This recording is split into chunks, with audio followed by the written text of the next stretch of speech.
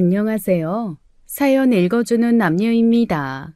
오늘도 와주셔서 감사드리며 그럼 오늘의 사연 바로 시작하겠습니다. 올해로 제 나이가 꼭 환갑이 되었습니다. 예전엔 환갑이라 하면 먼 이야기처럼 느껴졌죠. 두 아들을 홀로 키우며 살아온 세월이 빠르게 흘러갔어요. 돌아보니 혼자서 많은 고비를 넘어왔더라고요. 힘들 때마다 그저 이를 악물고 견뎠습니다. 지금은 두 아들 모두 독립해 각자의 가정을 꾸렸어요. 가끔 전화나 메시지를 주고받는 게 전부입니다. 하지만 저는 혼자라는 게 그리 쓸쓸하지 않아요. 혼자 사는 삶이 익숙해지니 제법 편안하더군요. 두 아들이 결혼하고 독립한 이후 연락은 점점 뜸해졌습니다. 명절이나 제 생일이 아니면 전화 한 통조차 걸려오지 않았어요. 어쩌다 전화가 와도 형식적으로 인사만 나눌 뿐이었죠. 그래도 자식들의 사정이라며 이해하려고 노력했습니다. 젊은 애들이 먹고 사는데 얼마나 바쁘겠어요. 무엇보다 저 또한 바쁜 생활에 익숙해졌으니까요. 며느리들과의 관계는 서먹했습니다. 명절이 되어 찾아오더라도 서둘러 돌아가기 바빴어요. 며느리들 얼굴에선 늘 불편함이 느껴졌죠. 여보, 우리 집엔 언제 가? 어머님 댁 너무 오래 있는 거 아니야? 금방 가면 엄마가 서운해하실 텐데. 어머니는 우리가 일찍 가는 게 편하실걸? 이럴 때만 효자 코스프레야. 아이, 그래도 어머님이 1년 내내 우리 기다리셨는데 조금만 더 있다가. 우리 친정부모님은 나 안 기다려? 그래, 우리 엄마 아빠도 나 기다리고 계시는데 얼른 정리하고 가자. 아유, 알았어. 적당히 있다가 빠지자. 그래, 뭐 대충 눈치 봐서 얼른 정리할 테니까 아이, 너무 티내지 말고 있어. 점점 혼자 있는 시간이 많아졌습니다. 외로움은 어쩔 수 없었지만 그 감정을 내색하지 않았어요. 스스로가 약해지는 걸 받아들이기 싫었거든요. 제가 먼저 자식들을 찾아갈 때도 있었지만 그것조차 점차 줄어들었어요. 제게 익숙해진 건 고요한 집안 공기뿐이었죠. 그 무렵 갑자기 몸이 안 좋아졌어요. 처음엔 별일 아니라고 생각했지만 결국 병원에 입원하게 되었죠. 혼자 병원 침대에 누워있으니 생각이 복잡했어요. 자식들에게 연락을 해야 할지 말아야 할지 고민이 깊어졌죠. 잠시 망설였지만 결국 소식을 전했습니다. 자기 엄마가 아픈 건 아들들도 알아야 하잖아요. 얘들아, 엄마가 지금 병원인데 몸이 좀 안 좋아서 입원을 했어. 엄마, 많이 심각한 거 아니지? 아이, 회사 일이 너무 밀려서 이번 주엔 못 가볼 것 같은데 괜찮지? 나도 오늘은 어렵고 내일도 약속이 있어서. 아이, 엄마, 별일 아니지? 그래, 다들 바쁘면 어쩔 수 없지. 알겠어, 신경 쓰지 마. 다행이네. 엄마, 일단 쉬고 있어. 다음에 시간 날 때 들릴게. 며칠 뒤에 여유 생기면 가볼게요. 그래, 알겠다. 일 봐. 그날 병실 창밖은 유독 어두웠습니다. 저는 그저 천장만 바라보며 오랜 시간을 보냈어요. 마음속 깊은 곳에서 외로움이 서서히 차올랐습니다. 누군가 곁에 있어주기를 바라기도 했죠. 하지만 끝내 혼자였어요. 그 이후로는 자식들에게 더 이상 아무 기대도 하지 않기로 했죠. 저는 충분히 혼자서도 잘 지낼 수 있다고 스스로에게 다짐했어요. 조용한 일상으로 돌아가 매일을 살았죠. 외로움에 익숙해지면서 점점 단단해집니다. 남에게 기대지 않고 씩씩하게 살아가는 법을 배우게 되었죠. 하지만 그렇게 지내던 어느 날 제 삶에 예상치 못한 변화가 찾아왔어요. 어느 날 동창아들의 결혼식장에 초대를 받았습니다. 품앗이 정도로 생각하며 별 생각 없이 참석했던 자리였어요. 그런데 뜻밖의 인물을 만나게 되었죠. 수십 년 전 제 첫사랑이었던 민호였습니다. 오랜 시간이 지났는데도 한눈에 알아볼 수 있었죠. 민호는 예전보다 조금 야위었지만 여전히 온화한 눈빛이었어요. 미국으로 이민 간 지 오래된 줄 알았는데 몇 년 전에 다시 한국으로 돌아왔다는 이야기를 들었습니다. 미수가, 이게 얼마만이야. 정말 오랜만이네. 잘 지냈지? 이 세월이 참. 그러게, 이렇게 만날 줄은 정말 몰랐다. 민호 씨는 어떻게 지냈어? 아내분은? 아내는 오래전에 먼저 갔어. 아, 미안해. 미안하긴. 미숙이는 나도 오래전에 사별을 해서. 그랬구나. 한국에는 어떻게? 그냥 나이가 드니까 미국 생활이 너무 쓸쓸하더라고. 그래서 한국으로 완전히 돌아왔어. 그런데 혼자 지내는 게 생각보다 쉽지 않네.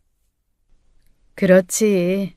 혼자 지낸 지 오래라 익숙해질 법도 한데 가끔 문득 공허할 때가 있더라고. 맞아. 가끔은 텅 빈 집에 들어갈 때마다 가슴이 좀 저리지. 뭐 그래도 다들 그렇게 살아가나 보다 하며 그냥 지내고 있어.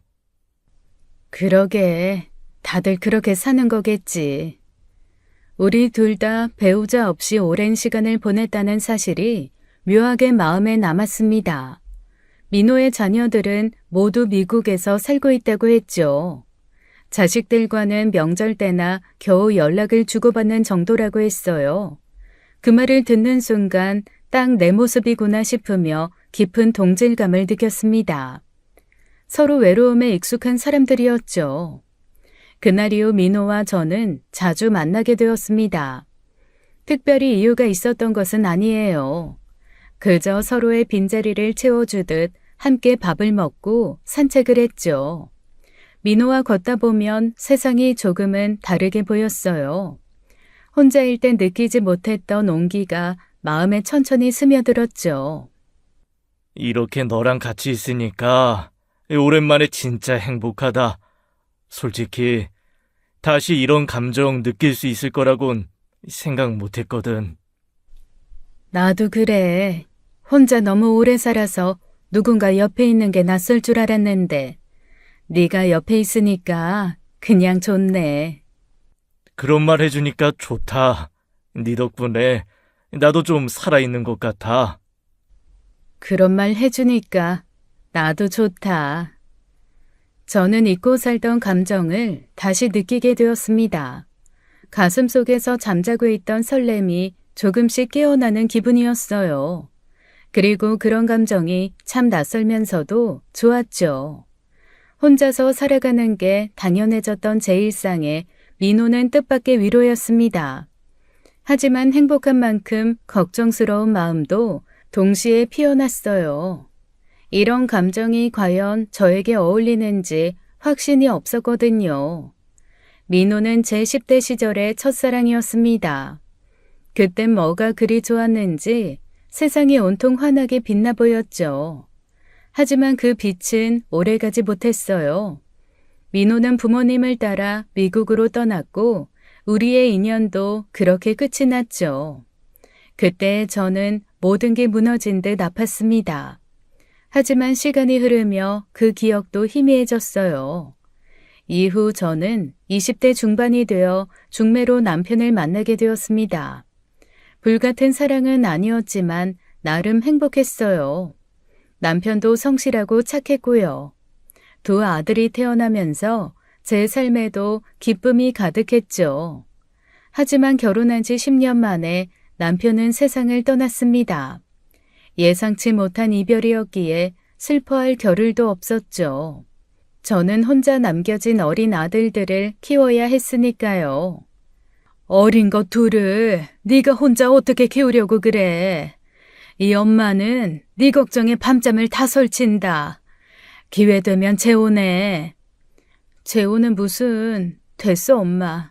걱정 마. 내가 어떻게든 잘 키워낼 거야. 아이고, 차라리 내가 데려가 키우든가 해야지. 너 혼자 어떻게 그 어린 것들을.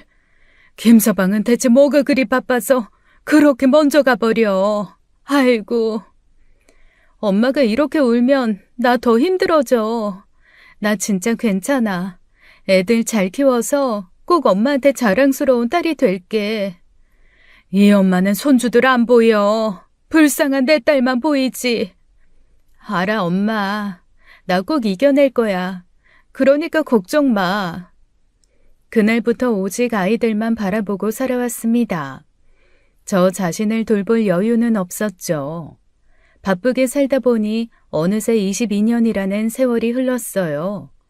그런 제 인생에 다시 민호가 나타날 줄은 꿈에도 몰랐죠. 민호를 만날수록 곁에 있으면 오랜 외로움이 거짓말처럼 사라졌습니다. 주변 친구들도 우리를 진심으로 응원했어요. 친구들은 우리의 모습이 정말 행복해 보인다고 말해 주었죠. 두 사람 같이 있으니까 표정부터 달라졌어. 정말 오랜만에 사람 얼굴 같네. 그러니까 얘가 민호 씨랑 있을 때 진짜 행복해 보인다니까. 우리 눈엔 다 보이거든. 인생 뭐 있나? 서로 좋아하는데 눈치 보지 말고 마음껏 행복해져. 맞아. 네 인생 이제는 너만 생각해도 돼. 우리는 진짜 너 응원한다. 고마워. 사실 좀 망설였는데 너희가 이렇게 말해주니까 용기가 난다. 민호와 함께라면 다시 설레고 행복한 삶을 살 수 있겠다는 생각이 들었습니다. 하지만 한편으로는 자식들이 우리의 관계를 어떻게 생각할지 조금 염려되었어요. 특히 제 아들들이 민호를 편안하게 받아들일 수 있을지 확신할 수 없었죠. 이런 저의 마음을 눈치챘는지 민호는 진지한 얼굴로 제게 남은 인생을 함께 살자고 제안했습니다. 난 말이다. 남은 인생 너랑 같이 살고 싶어. 혼자 지내다 너랑 함께 있으니까 이젠 혼자인 게 싫어졌다. 갑자기? 그렇게 말하면 난 좀 당황스러운데. 당황하지 않게 천천히 말할까? 같이 살고 싶어. 뭐야, 장난은 여전하네. 미안. 근데 장난 아니야. 오래 고민하다가 꺼낸 말이야. 난 진심이야. 알아. 그래서 고맙고. 솔직히 기쁘기도 해. 근데 좀 생각할 시간이 필요할 것 같아. 진심 어린 고백에 제 마음이 따뜻하게 흔들렸습니다. 이제 저도 행복해질 권리가 있다는 걸 조용히 되새겼어요. 하지만 아들들의 반응이 조금 걱정되었죠. 그 생각을 하면 마음 한구석이 무겁게 가라앉았어요. 결국 저는 고민 끝에 아들들에게 민호와의 만남을 이야기했죠. 민호와의 재혼을 진지하게 생각하고 있다는 말을 조심스레 꺼냈습니다. 저의 말이 끝나기가 무섭게 두 아들 부부는 민호를 직접 만나겠다고 나섰죠. 마음 한편에 불안함이 있었지만 피할 이유도 없었어요. 저는 민호와 아들 부부들과의 식사 자리를 마련했습니다. 식사 자리는 처음부터 어색했어요. 아들들은 예의 없이 민호를 위아래로 훑어보며 탐색하는 눈빛이었죠. 저기 실례지만 지금 하시는 일은 뭐예요? 일은 이제 따로 안 해요. 은퇴한 지 꽤 됐거든요. 네? 그럼 지금 생활은 어떻게 하시는데요? 뭐 연금 같은 거 받으세요? 뭐 연금도 나오고 혼자 사니까 그렇게 큰 돈이 필요하지는 않네요. 나오는 걸로 조용히 살고 있어요. 혼자 지내기엔 부족하지 않아서. 그럼 혹시 따로 가진 재산 같은 건 없으시고요? 내 나이에 재산이 뭐 중요하겠나. 지금 가진 거로 충분히 편안한데. 민호의 대답에 순간적으로 식탁 위에 긴 침묵이 흘렀습니다. 아들 부부들의 얼굴이 급격히 차가워지는 게 보였어요. 큰아들은 민호가 살고 있는 작은 아파트와 오래된 자동차를 언급하며 못마땅한 표정을 숨기지 않았죠. 민호의 소박한 옷차림까지 훑어보는 며느리들의 시선에 제 마음이 불편해졌습니다. 며느리들은 특히 민호가 연금 생활을 한다는 사실에 민감한 반응을 보였어요. 연금 받으신다고 했는데 구체적으로 얼마나 받으세요? 요즘 물가가 너무 비싸서 걱정이라서요.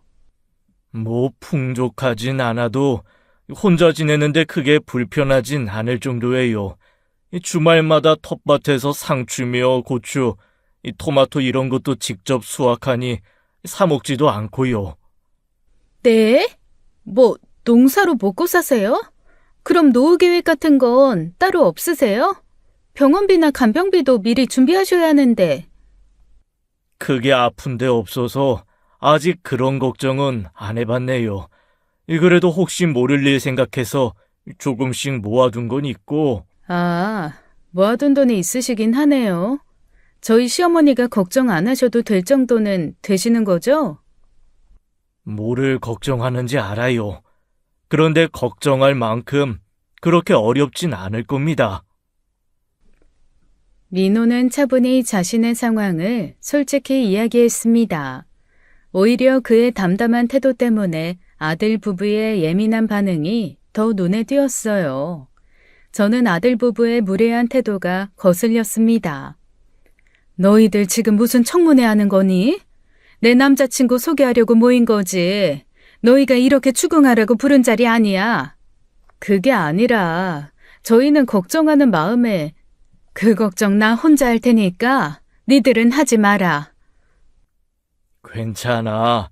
애들 입장에선 충분히 걱정할 수 있는 거지. 어머니한테 갑자기 남자친구가 생겼다는데 어느 자식들이 안 궁금하겠어.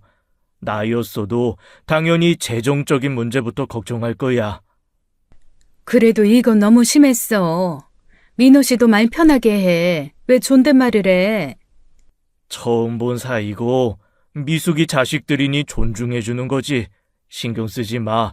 난 괜찮고 자식들 입장 나도 충분히 이해해. 식사가 끝날 때까지 아들들은 계속 어색한 표정으로 서로 눈치를 보았습니다. 저는 그날 밤 오랫동안 잠을 이루지 못했어요. 행복을 꿈꾸던 미래에 어두운 그림자가 드리워진 느낌이었죠.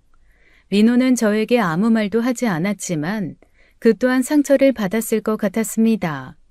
무엇보다 제가 아들들을 너무 쉽게 생각했던 것 같아 후회스러웠어요. 그저 축하를 해줄 거라 생각한 제가 어리석었죠.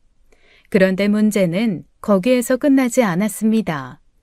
민호를 아들들에게 소개해준 이후부터 두 아들은 제게 연락을 자주 하기 시작했어요.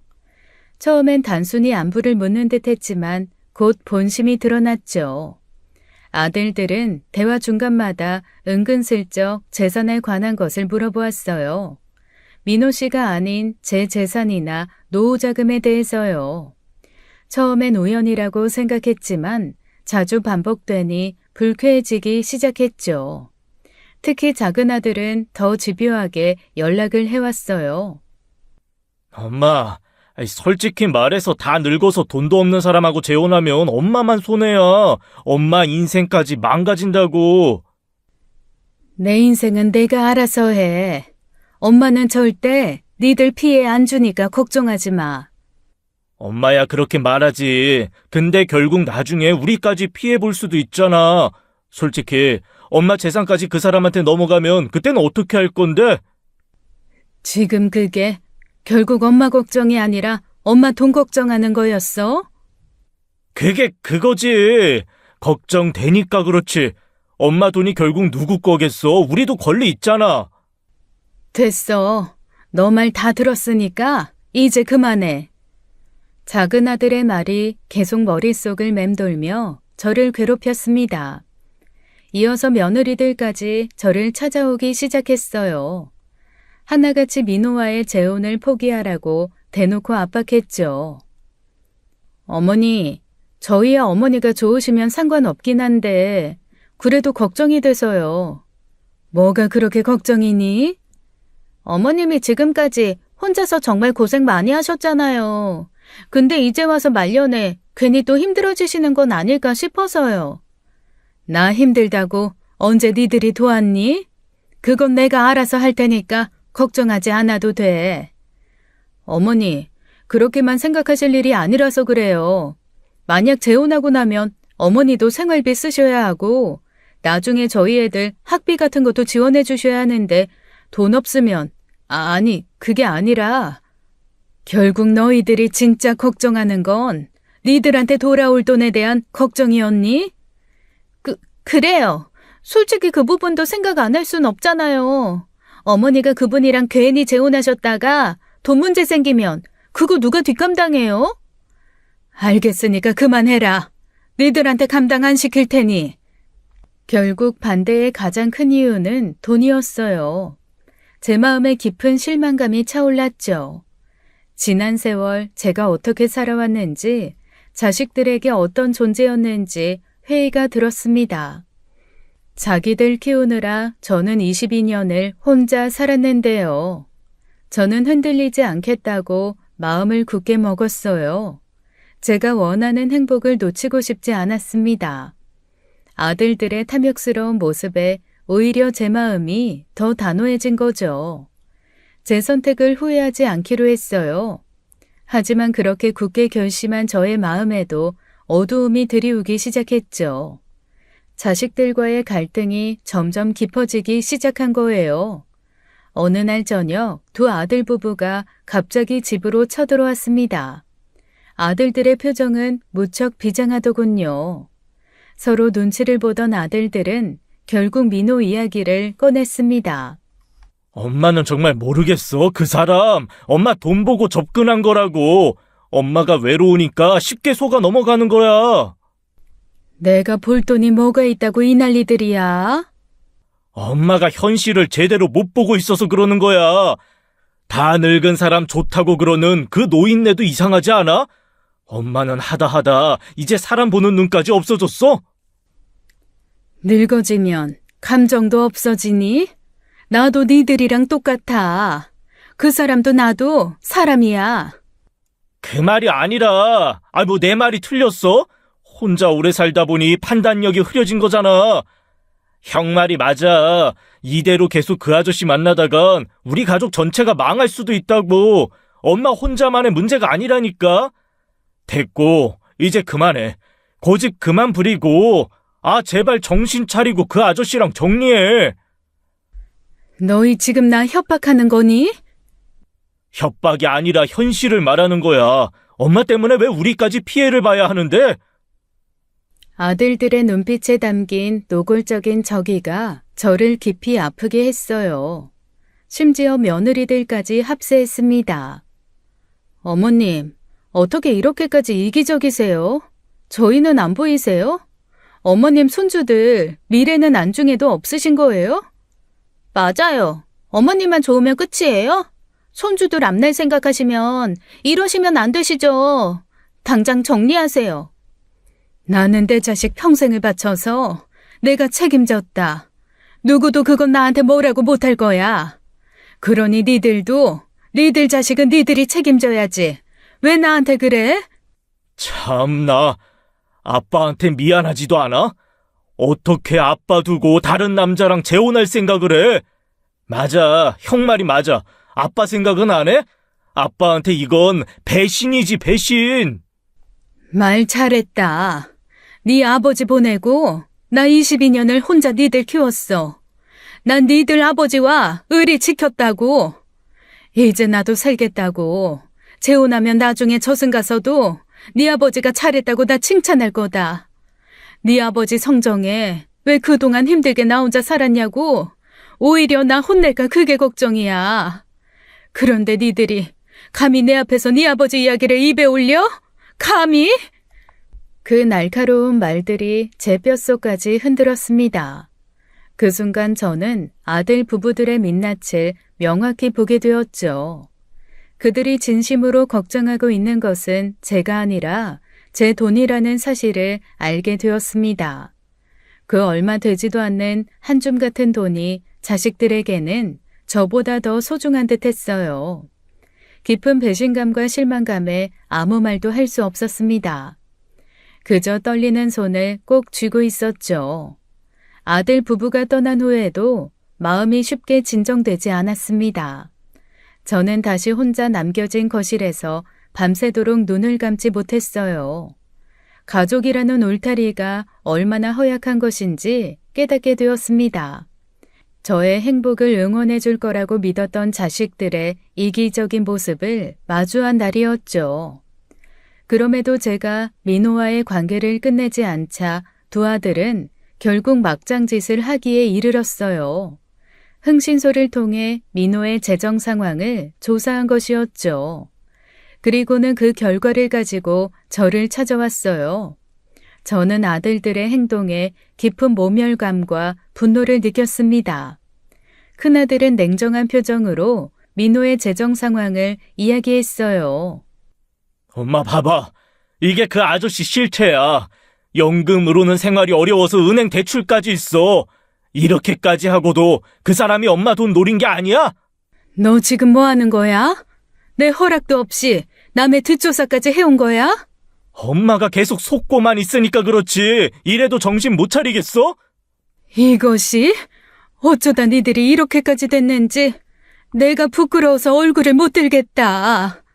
엄마는 아직도 현실 파악을 못해? 엄마 이용해 먹으려는 사람이 누군데? 그런 인간한테 속은 게 부끄러운 거지. 당장 나가. 더 이상 네 말 듣고 싶지 않아. 작은 아들과 며느리들은 더 날카롭게 저를 공격했습니다. 저의 선택을 완전히 무시한 채 마치 어린아이를 다루듯 강압적인 태도로 말했어요. 그 순간 저는 자식들의 이기적인 모습에 말할 수 없는 분노가 치밀어 올랐죠. 자식들의 행동은 명백한 선을 넘고 있었습니다. 아무리 그래도 흥신소까지 동원해 민호의 뒷조사를 하는 건 용서할 수 없었어요. 그날 저는 제 자식들이 얼마나 무섭게 변할 수 있는지 깨닫게 되었습니다. 가족이라는 이름으로 저를 그저 통제하려고만 했죠. 그렇다고 지들이 언제 저를 살펴봐 준 적이 있나요? 최근 몇 년간 저를 찾아온 횟수보다 민호를 만난 이후 헤어지라는 말을 하기 위해 저를 찾아온 횟수가 더 많았는걸요. 그래서 더욱 아들들의 태도가 견디기 힘들었죠. 저는 결국 자식들과 정면으로 충돌할지라도 제 선택을 지키기로 했습니다. 하지만 제가 흔들리지 않자 아들들은 다른 곳을 흔들기 시작했죠. 며칠 뒤 낯선 번호로 전화가 걸려왔어요. 상대는 자신을 민호의 오래된 친구라고 소개하며 급하게 말했습니다. 민호가 지금 병원에 입원해 있다며 당장 와보라고 재촉했어요. 순간 심장이 철렁 내려앉았어요. 저는 다급히 병원으로 달려갔습니다. 병원에 도착해 병실에 들어갔을 때 제 가슴은 무너져 내렸습니다. 민호는 침대 위에서 꼼짝없이 누워 있었고 얼굴엔 고통과 당황스러움이 뒤섞여 있었어요. 아유, 어떻게 알고 온 거야? 그게 중요한 게 아니라 도대체 무슨 일이야? 어떻게 다친 거야? 아무것도 아니야. 그냥 나이 먹으니까 몸이 예전 같지 않아서 혼자 좀 넘어졌어. 혼자 넘어졌다고? 정말 그것뿐이야? 정말 별일 아니니까 걱정 안 해도 돼. 미안하다. 괜히 걱정시켜서. 그때 민호 옆에 있던 친구가 분을 참지 못하고 나섰습니다. 그 친구는 격분하며 화를 내듯 제게 숨겨진 사실을 털어놓았죠. 참. 도저히 말 안 하고는 못 빼기겠네. 상진아. 네? 무슨 일이에요? 민호 씨한테 대체 무슨 일이 있었던 거예요?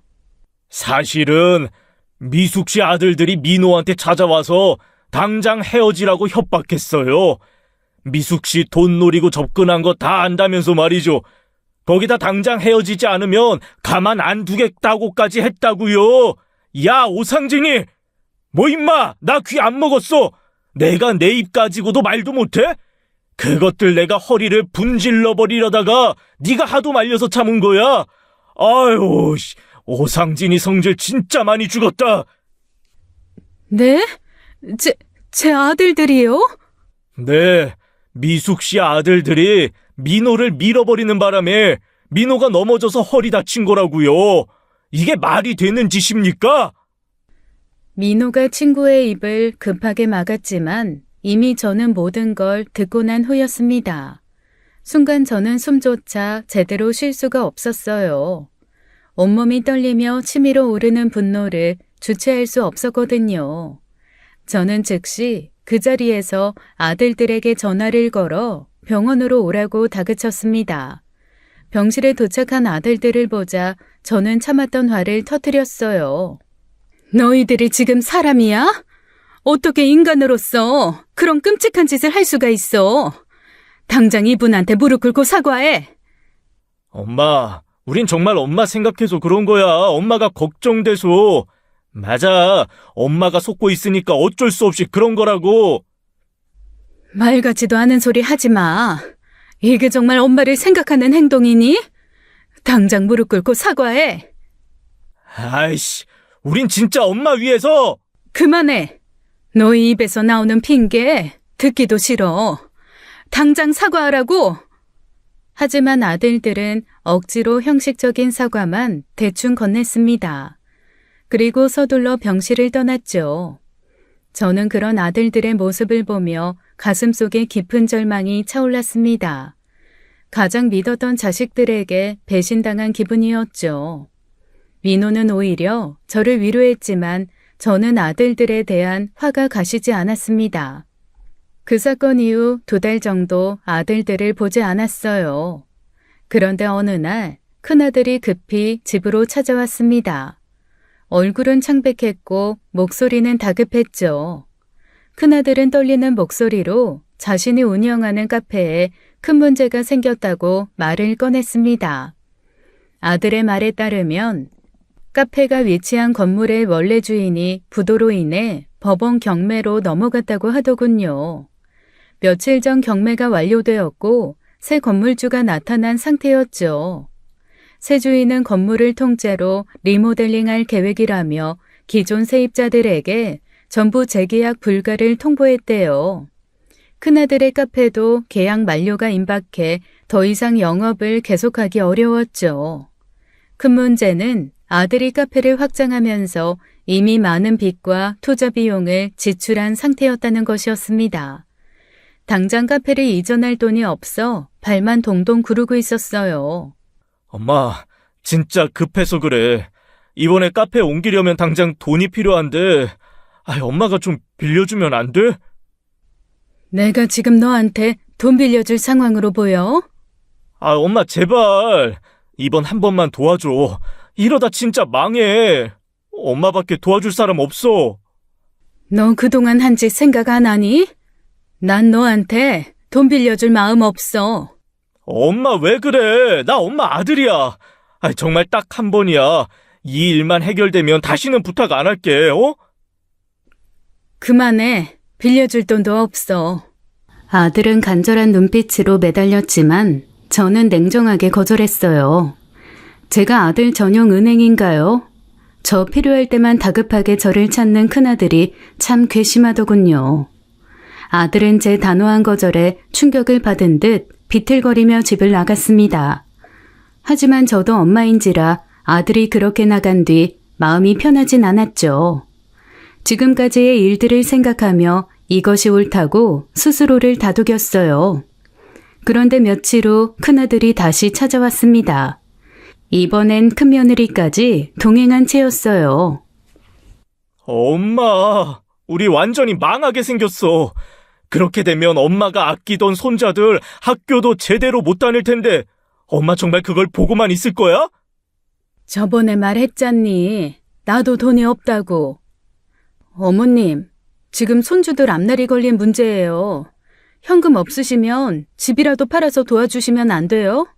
어머님도 손자들 불쌍하지 않으세요? 지금 너희들 자식 내세워서 나 협박하는 거니? 협박이 아니라. 잠깐. 엄마 혹시 그 아저씨가 뒤에서 조종하는 거 아니야? 그 사람이 나한테 돈 빌려주지 말라고 그랬지, 맞지? 엄마 지금 그 사람 말 듣고 이러는 거지? 뭐? 이 한심한 놈아. 내가 거절하는 거야, 내가. 어머님, 왜 그렇게까지 말씀하세요? 저희가 얼마나 절박하면 이러겠어요. 절박하면 아무 말이나 해도 돼? 자식 앞세워 지 엄마 협박하고 무시하고. 뭐? 뒤에서 조종을 당해? 당장 나가. 더는 너희 얼굴 보고 싶지 않으니까 나가라. 참 어이가 없더군요. 저는 그런 자식들의 태도에 더욱 큰 실망을 느꼈습니다.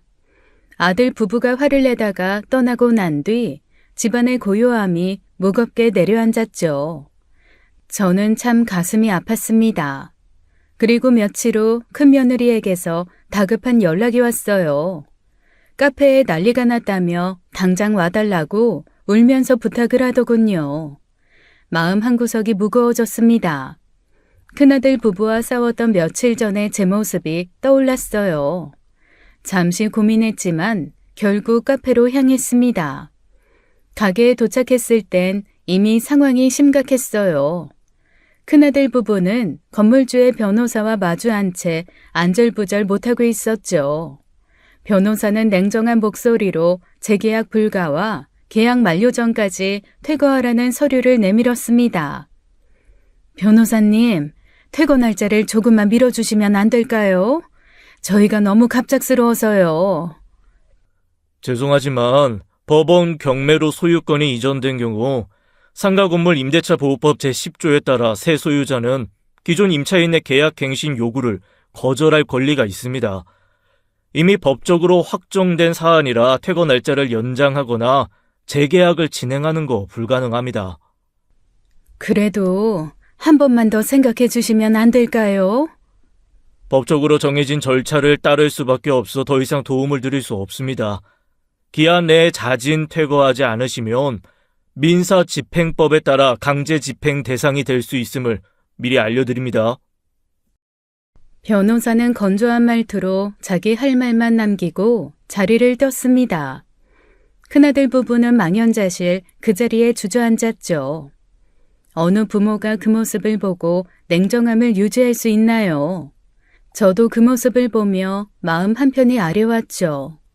아들이 스스로 자초한 일이라지만 그 순간만큼은 안쓰러웠습니다.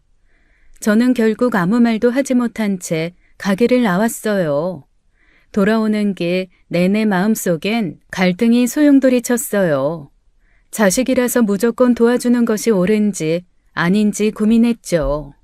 집을 부동산에 내놓아야 할지, 집을 팔고 나면 당장 나는 어떻게 살아야 하나, 아니면 큰아들의 어려움을 그냥 외면할까 정말 고민이 많았습니다. 그렇게 큰 스트레스를 받으며 잠도 못 자고 고민을 하다 보니 결국 퇴거 날짜가 다가왔어요. 퇴거일이 다가오자 큰아들 부부는 절망 속에서 카페 짐을 정리하기 시작했죠. 저는 차마 그 모습을 보지 못해 멀리서 지켜보고만 있었어요. 그때 예상치 못한 인물이 가게로 나타났습니다. 바로 민호였어요. 민호가 가게에 들어서는 순간 분위기는 싸늘해졌죠. 저도 무슨 큰일이 날까봐 급하게 아들 카페로 달려갔습니다. 큰아들은 민호를 먼저 발견하고 차갑게 반응했어요. 여긴 또 무슨 일로 오셨어요? 난 망하는 꼴 구경하러 오셨나? 이제 만족하셨어요? 뭘 봐요? 구경 다 했으면 가라고요. 뒤늦게 도착한 제가 아들을 만류했죠. 그런데 민호가 아들의 무례함을 무시하고 조용히 가방에서 서류를 꺼내 큰아들에게 주더군요. 지금 뭐 하자는 건데요? 이게 뭔데요? 큰아들은 민호가 건넨 서류를 펼쳐보았습니다. 그리고 그 순간 큰아들의 눈이 크게 휘둥그레졌죠. 서류는 놀랍게도 카페의 재계약에 관한 내용이었습니다. 큰아들은 저와 민호를 바라보며 혼란스러워했어요. 그때 민호가 조용한 목소리로 상황을 설명했죠. 새 건물주랑 이야기 끝냈다. 내가 그 사람한테 다시 이 건물을 매입했어. 이제 카페 퇴거할 필요 없으니까 걱정 마라. 네? 그게 지금 무슨 소리예요? 내가 이 건물 새 건물주라고. 그러니 카페 철거 안 해도 된다고. 이 사람이 내가 우스워 보여요? 아저씨가 이 건물을 살 그 큰 돈이 어디 있다고요? 믿건 안 믿건 그건 네 자유지만 이제 이 일로 네 어머니 괴롭히지 마라. 나한테 말도 못하게 소중한 사람이다. 네? 이거 진짜예요? 준서야, 그건 중요한 게 아니다. 네 어머니가 미숙 씨가 네 문제 때문에 매일 밤 잠도 못 자고 괴로워하시는 걸 나는 더는 볼 수가 없어서 그랬다. 착각하지 마라. 너 위해서가 아니라 오직 네 어머니 위해 한 일이니까. 큰아들은 민호의 말에 얼굴이 벌겋게 달아오른 채 아무 말도 하지 못했습니다. 저 또한 민호의 행동에 놀라 말문이 막혔죠. 큰아들은 그제야 민호에게 무릎을 꿇었어요. 정말 감사합니다, 어르신. 이 은혜 절대 잊지 않겠습니다. 감사합니다. 감사합니다. 나한테 고마워할 거 없다. 너는 제발 네 어머니 살아계실 때나 잘해드려라. 나한테 말고 네 어머니한테 감사하면서 살라고. 그게 진짜 감사하는 거야. 제가 정말 잘못했습니다. 그동안 버릇 없이 굴었던 거 진심으로 죄송합니다. 죄송합니다. 감사합니다. 너무나 큰 사건 뒤라 저는 정신이 없었어요. 집까지 데려다 준다는 민호의 말에 어안이 벙벙해 차에 탔죠. 사실 그때까지도 저는 민호가 부자인 줄 정말 몰랐어요. 나중에 알고 보니 큰아들이 흥신소를 통해 뒷조사를 한 빚도 그저 자산가들이 흔히 하는 주식담보대출이었을 뿐이었죠. 돈이 필요해서 대출을 받는 게 아닌 그저 절세를 위한 대출이요. 돈이 없던 아들이 저렴하게 흥신소를 써서 흥신소에서도 대충 조사를 해서 알려준 것이었어요. 저는 돌아가는 민호의 차 안에서 조심스럽게 물었습니다. 민호야, 내 아들을 왜 도와준 거야? 그냥 나한테 어려운 일도 아니었고 돈으로 해결할 수 있는 게 제일 쉬운 방법이었으니까. 근데 솔직히 네가 자식 문제로 힘들어하는 걸 보는 게 나한테는 훨씬 더 어렵더라고. 그래도 네가 이렇게까지 나설 필요는 없었는데. 내가 주제넘게 참견한 거라면 미안해. 근데 난 그냥 네가 힘들어하는 모습을 더 이상 보고 싶지 않았어. 민호의 진심 어린 말을 듣고 저는 깊은 감동과 함께 미안함을 느꼈습니다. 그는 언제나 제가 아파하는 모습을 보는 게 가장 힘들었다고 말했어요. 생각해보면 10대 때 첫 연애 때도 민호는 그랬습니다. 제가 아픈 걸 못 견뎌 했었죠. 이번 일을 계기로 네 자식들이 더 이상 너 힘들게 하지 않았으면 좋겠어서 그런 거야. 그거면 충분해. 고마워. 그리고 정말 미안해. 너한테 짐 만드는 것 같아서. 짐이라니 그런 소리 하지 마. 난 그저 네가 행복했으면 좋겠어. 진심이야. 알아, 네 마음. 나한테 잘 전해졌어. 그날 민호의 진심을 느끼며 저는 고마운 마음에 눈물이 나더군요. 하지만 한편으로 민호의 이 재력에 대한 부담감이 느껴지기 시작했어요. 제가 민호의 돈을 불편해한 건 아닙니다. 돈이 없었어도 여전히 민호를 좋아했겠죠. 하지만 제 마음속 불안은 바로 아들들이었어요. 제 아들들 인성을 제가 누구보다 잘 아니 불안해진 거였죠. 그리고 그 문제는 얼마 지나지 않아 드러나기 시작했습니다. 민호의 재력이 표면적으로 드러난 후 얼마 지나지 않아 두 아들 부부가 동시에 저를 찾아왔습니다. 이번엔 표정부터 달랐어요.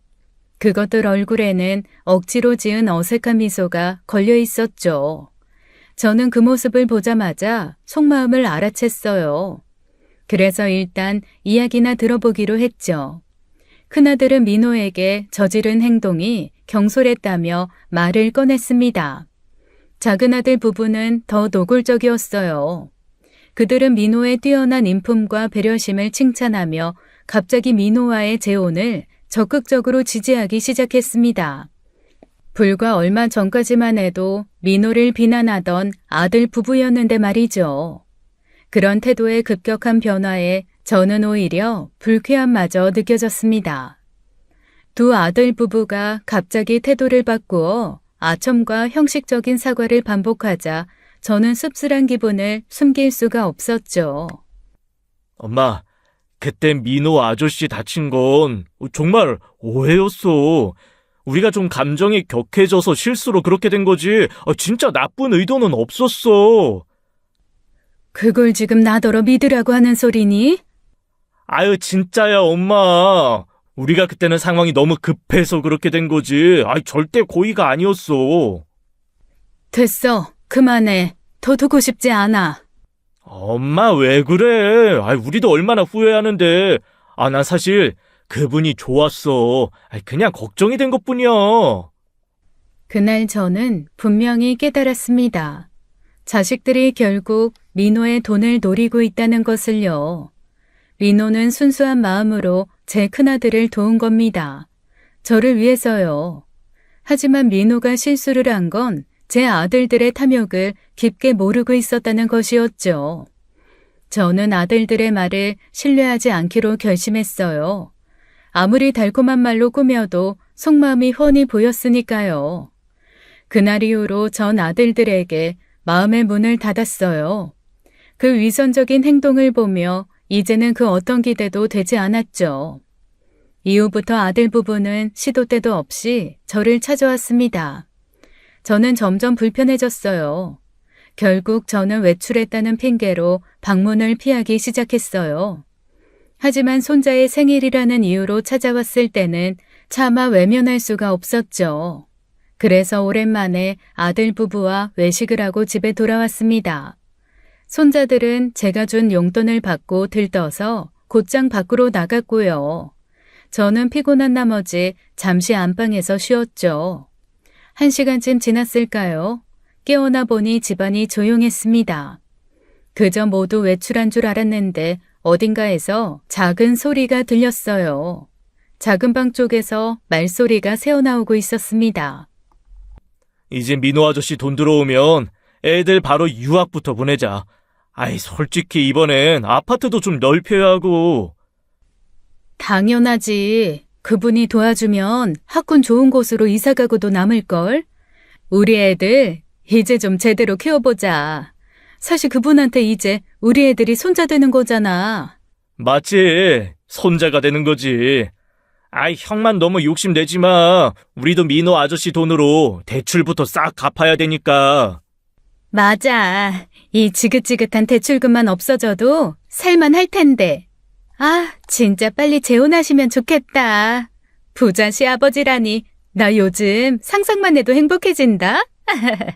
세상에 건물주 시아버지라니. 그래. 서로 급한 것부터 해결하고 천천히 나누면 되지 뭐. 돈이 어디 가냐? 이제 정말 고생 끝이다. 아들 부부들은 민호의 재산을 마치 이미 자신들의 것처럼 여기고 있었습니다. 더구나 아들 부부는 민호의 자식들이 미국에서 결혼을 반대하기 전에 빨리 재혼을 추진해야 한다고까지 말했어요. 저는 가슴이 턱 막히고 눈앞이 아득해졌죠. 그 참담하고 비통한 마음은 참 표현도 못하겠습니다. 문 앞에서 듣고 있던 저는 더는 참을 수 없었어요. 문을 열고 방 안으로 들어서자 아들 부부들의 얼굴이 하얗게 질렸죠. 너희들 지금 뭐 하는 거야? 벌써부터 돈 계산하고 있어? 어떻게 이렇게 뻔뻔할 수가 있어? 엄마, 그게 아니라, 우리가 그렇게 나쁘게 생각한 게 아니라, 그냥. 됐어. 더 이상 너희들 말 듣고 싶지 않아. 당장 이 집에서 나가라. 엄마, 잠깐만 들어봐. 우리가 무슨 나쁜 의도가 있었던 건 아니야. 그냥. 나가라고 했어? 지금 당장 나가! 그렇게 애들을 쫓아냈습니다. 자식들에게 느꼈던 모든 애정과 기대가 한순간에 사라졌죠. 내가 키운 자식들이 이렇게까지 뻔뻔하고 탐욕스러웠다는 사실이 너무나 고통스러웠습니다. 하지만 이건 시작에 불과했습니다. 아들들에게 대노를 하고 쫓아낸 지 얼마 지나지 않아서였어요. 오후 늦게 조카에게 다급한 연락을 받았죠. 전화기 너머 조카의 목소리는 심각하게 떨리고 있었어요. 조카는 두 아들이 술자리에서 크게 싸웠다고 제게 전했습니다. 더구나 작은 아들은 심각한 부상을 입고 병원에 입원했다고 했죠. 정말 너무 어이가 없었어요. 일단 옷을 챙겨 입고 급히 병원으로 달려가면서 온갖 나쁜 상상이 머릿속을 스쳤죠. 병원에 도착해 보니 조카가 저를 기다리고 있었어요. 도대체 무슨 일이야? 애들이 왜 싸운 건데? 큰엄마, 그게요. 왜 그래? 어서 말 못해? 형들이 그 큰엄마가 만나시는 그분, 민호 아저씨인가? 하여간 그분한테 가서 각자 몰래 사업 자금을 부탁할 생각을 하고 있었나 봐요. 술 마시다가 그 이야기가 우연하게 나온 거죠. 그래서 서로 먼저 찾아가서 돈 받아내려고 한 게 들통나서 크게 싸운 거예요. 뭐라고? 애들이 정말 그런 짓을 했다고? 네, 서로 자기가 먼저 돈 받아야 한다고 우기다가 어쩜 저렇게 철들이 없어요. 조카의 설명을 듣는 순간 저는 믿을 수 없는 사실에 눈을 질끈 감았습니다. 그러니까 뭔가요? 두 아들이 민호의 돈을 서로 먼저 차지하기 위해 싸웠다는 것이잖아요. 이렇게까지 저열한 모습을 보일 줄은 상상도 못했죠. 충격이 너무 커서 온몸이 떨렸어요. 조카는 두 아들의 싸움이 매우 격해져 결국 작은 아들이 크게 다쳤다고 말했습니다. 경찰 조사까지 받아야 하는 상황이라고 했죠. 그 순간 저는 이루 말할 수 없는 수치심과 비통함에 빠졌습니다. 자식들이 남의 돈을 탐내 서로에게 폭력을 휘둘렀다는 사실이 부끄러웠어요. 그날 저는 작은 아들을 보지도 않고 병원을 나섰어요. 그날 병원을 나서면서 깊은 절망을 느꼈습니다. 제 인생에서 이렇게까지 수치스러운 순간은 없었으니까요. 하지만 이 또한 제가 받아들여야 할 현실이었죠. 제가 잘못 키운 걸 누굴 탓합니까? 저는 이틀 뒤 작은 아들이 병원에서 퇴원한 날 두 아들에게 전화를 걸었습니다. 중요한 소식이 있으니 집으로 찾아오라고 말했죠. 제 목소리를 들은 아들들은 기대하는 눈치였어요. 무얼 기대하는지 말 안 해도 알겠더군요.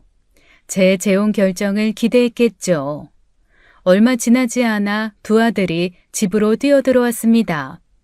아들들 얼굴엔 은근한 기대감이 드러나 있었죠. 저는 아무 말 없이 아들들을 바라봤어요. 공허하게요. 그리고 단호하게 말했죠. 이제 더는 너희들 욕심 채워줄 부자 새아빠는 없다. 엄마, 지금 무슨 소리야? 갑자기 그게 무슨 말이야? 엄마, 뭔데 그렇게 심각해? 민호 아저씨한테 무슨 일 생겼어? 헤어졌으니까 니들이 원하는 그 돈 이제 없으니까 기대하지 마. 뭐라고? 엄마, 그게 무슨 말이야? 갑자기 왜 헤어져? 안 돼, 엄마, 왜 헤어져? 아저씨한테 잘 좀 하지. 그럼 우리는 어떡하라고? 엄마가 잘못한 거야? 그런 거야? 내가 가서 그 아저씨 설득해 볼게. 민호 아저씨 엄마 좋아했잖아. 그러니까. 그만해라. 두 아들의 표정이 굳어졌습니다. 제 말을 듣자마자 아들들은 안색이 파랗게 질렸어요. 자신들의 탐욕이 모두 물거품이 되는 걸 깨달은 듯했죠. 엄마, 제발 민호 아저씨랑 다시 만나. 이렇게 갑자기 헤어지는 게 어딨어? 엄마, 다시 생각해봐. 민호 아저씨한테 전화라도 한 통 걸어봐, 어? 그만해. 이게 바로 너희들의 진짜 마음이지. 이제 확실히 알겠다. 그래도 내 새끼라고, 내 배 아파서 낳은 내 새끼라고, 남들 다 보이는 거, 안 보이는 척 했다만, 이제 그만해라. 아들들이 민호와 헤어지면 안 된다며 저를 설득한 이유는 뻔했습니다. 그 가증스러움을 저는 견딜 수가 없었어요. 마음이 식어버린 저는 두 아들을 그대로 집에서 쫓아냈어요. 아들들이 떠난 후 집안은 쓸쓸하고 고요했습니다. 민호를 만나기 이전처럼요. 저는 그 자리에서 곧바로 민호에게 연락을 했어요. 그리고 어렵게 그에게 이별을 통보했죠. 민호야. 어이, 미수가, 왜 그래? 울었어? 이제 우리 그만하자. 그만하자니. 무슨 소리야, 갑자기? 혹시 아들들 때문이야? 걔들이 또 뭐라고 했어? 내가 이놈들을 진짜? 그냥 내가 너한테 이제는 너무 미안하고 또 미안해서 더는 미안하고 싶지 않아서 그리고 너 힘들게 하고 싶지 않아서 그런 말 하지 마. 나 정말 괜찮아. 우리 이렇게 헤어질 이유 없잖아. 미안해 민호야. 정말 미안해. 너 꼭 잘 지내야 돼. 전화기 너머 민호의 목소리가 떨리고 있었지만 저는 끝까지 흔들리지 않았습니다. 전화를 끊고 나자 가슴이 찢어지는 듯 아팠죠. 하지만 이 선택은 민호를 위해서 필요했어요. 민호와 헤어진 이후 저는 다시 조용한 일상으로 돌아갔습니다. 홀로 보내는 시간은 다시 예전처럼 고요해졌죠. 아침에 일어나 창문을 열고 공기를 마시는 습관도 예전 그대로였어요. 하지만 문득 혼자 있는 집안이 더 넓고 씁쓸하게 느껴졌습니다.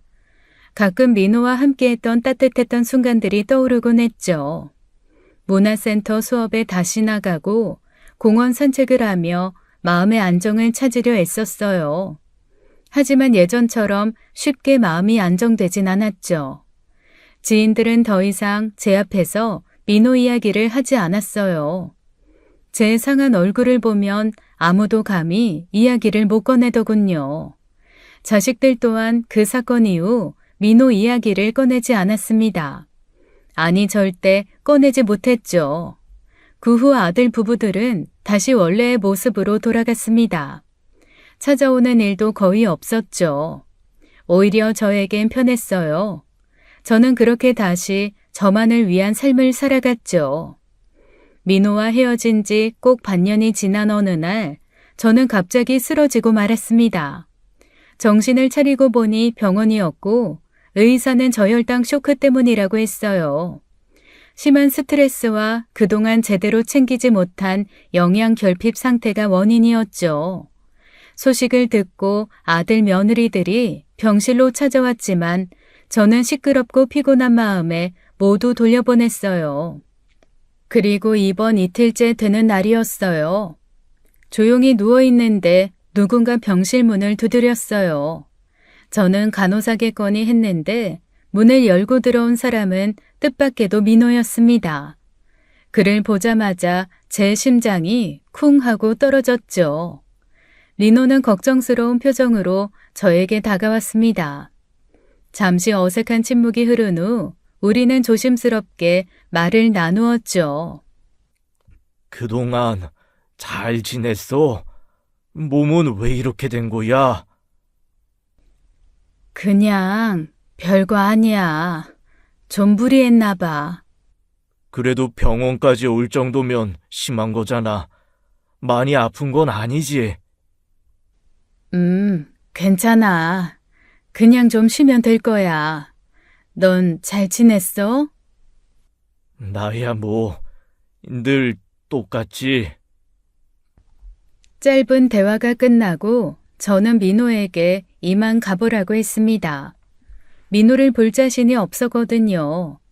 하지만 민호는 멈칫거리다가 제 손을 붙잡으며 조심스럽게 입을 열었어요. 나 다 알고 있었어. 애들 문제 때문에 나 위해서 일부러 헤어지자고 한 거. 저는 민호의 말에 아무런 대답도 못하고 눈을 감았죠. 아이들은 이제 다 컸잖아. 걔들은 그냥 걔들 인생 살게 내버려 두고 우리는 우리만의 인생을 살자. 내가 너한테 너무 미안하고 부끄러워서 그래. 미안해서.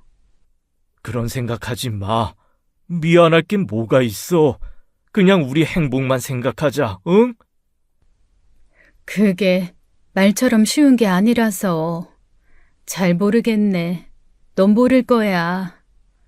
저는 민호에게 제 속마음을 솔직하게 털어놓았습니다. 그동안 자식들 때문에 너무 힘들었고 민호를 볼 낯도 없다고 했죠. 그러자 민호는 담담히 자신의 이야기를 꺼냈어요. 민호의 이야기는 저에게도 충격적이었습니다. 나도 잘 알아. 내 자식들이 어느 순간부터 날 보면 돈 얘기만 하더라고. 명절이든 생일이든 얼굴만 보면 무슨 사업 자금이 필요하다.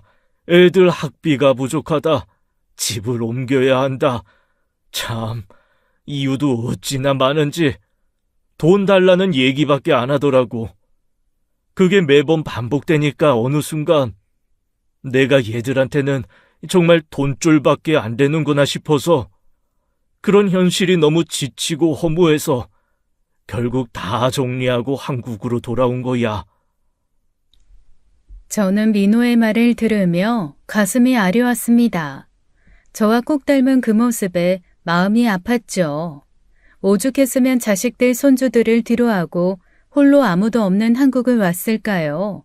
민호는 다시 한번 제 손을 꼭 잡고 저를 바라보았습니다. 그러니까 이제 우리 애들은 애들끼리 살라고 하고 이제 더는 자식들한테 휘둘리지 말자. 남은 인생 그저 우리 둘만의 행복 찾아서 살자. 인생 뭐 있어? 함께 하고 싶은 사람하고 어화둥둥 그렇게 하며 사는 거지. 너 설마 아픈 나 병수발까지 하려는 거야? 그거 쉽지 않을 텐데. 아이고, 병수발이 문제겠습니까? 뭐든 다 해줄 수 있습니다, 마님. 난 이제 너랑 뭐든 같이 하고 싶어. 좋은 일이든 힘든 일이든 전부 다 말이야. 저는 민호의 말을 듣고 마침내 울음을 터뜨렸습니다. 그리고 민호의 손을 힘주어 맞잡았죠. 다시 한번 그와 함께하기로 결심하면서요. 민호와 다시 만난 지 몇 달 뒤 저희는 조촐한 재혼식을 올렸습니다. 그날의 주인공은 오직 민호와 저 두 사람뿐이었죠. 저희는 오로지 서로의 행복만을 위해 소박하게 식을 준비했어요. 화려한 장식이나 성대한 예식보다는 작게 우리만의 진심만 담았죠. 결혼식 날 몇몇 가까운 지인들이 우리를 진심으로 축하해주기 위해 참석했습니다. 재혼을 하기 전에 저는 아들 부부를 불러 모아놓고 이야기를 했어요. 엄마는 이제 엄마의 새로운 인생을 찾아 떠난다고요. 그러니 너희도 엄마 신경 쓰지 말고 니들끼리 가던 길 씩씩하게 나아가라고요. 그 후로 저희는 매일 함께 산책하며 작은 텃밭을 가꾸는 소소한 일상을 살고 있습니다. 화려하지는 않아도 늘 온기와 행복이 넘쳤죠. 저희는 더 이상 자식들에게 어떠한 미련도 두지 않습니다. 오직 서로의 존재에 집중하며 매 순간 감사히 살아가기로 했어요. 그렇게 담담하고 따뜻한 노년의 삶이 시작되었죠. 여러분, 여러분의 인생을 사세요. 그리고 그 인생의 책임도 우리가 온전히 지면 됩니다. 나이 들어 우리가 자식들만 바라보거나 혹은 자식들이 우리들만 바라보는 삶을 살게 되면 나중에 우리가 미치거나 혹은 자식들이 미치거나 둘 중 하나예요. 그저 흘러가는 대로 각자의 인생을 살아가면 됩니다. 제 이야기 들어주셔서 감사합니다. 지금까지 사연 읽어주는 남녀였습니다. 끝까지 시청해주신 여러분 감사드리며 저희는 다음 사연으로 돌아올게요. 감사합니다.